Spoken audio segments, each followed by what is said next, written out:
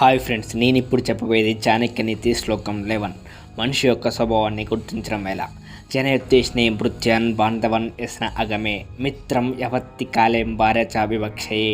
అంటే ఇక్కడ చాణక్యుడు ఏమంటున్నాడంటే, ఒకటి బంధువుల నైజం టైం వచ్చినప్పుడు తెలుస్తుంది. రెండు, ఏదైనా అతి ముఖ్యమైన పని కోసం సేవకుని ఎక్కడికైనా పంపిస్తే వాడు చేసుకొచ్చిన పనిని బట్టి వాడి లక్షణాలను తెలుసుకోవడం అవుతుంది. మూడు, కష్టకాలంలో చుట్టాలను, ఆపద సమయంలో స్నేహితులను, ధననష్టం వాటినప్పుడు భార్యను తెలుసుకోవడం అవుతుంది.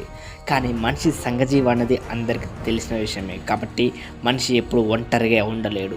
తన పనులు జరగాలంటే స్నేహితులు, బంధువులు, సమాజంలో పరిచయస్తులు అవసరం ఉంటుంది. కానీ ఏవైనా కష్టమైన సమయంలో సహాయపడకపోతే అతడి బతుకు కష్టమవుతుంది.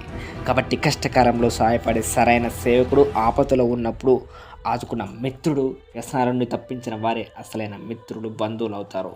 తన భావ పరిస్థితుల్లో కూడా సదా తోడుగా ఉండి అన్ని విధాల సహాయకారిగా సరైన జీవిత భాగ్యస్వామిగా ఉండేదే భార్య. దీనికి విరుద్ధంగా ఉంటే అంతే అతడి జీవితం. కాబట్టి ఇట్లాంటి టాపిక్స్ మరిన్ని మీకు కావాలంటే please subscribe my channel good vibes.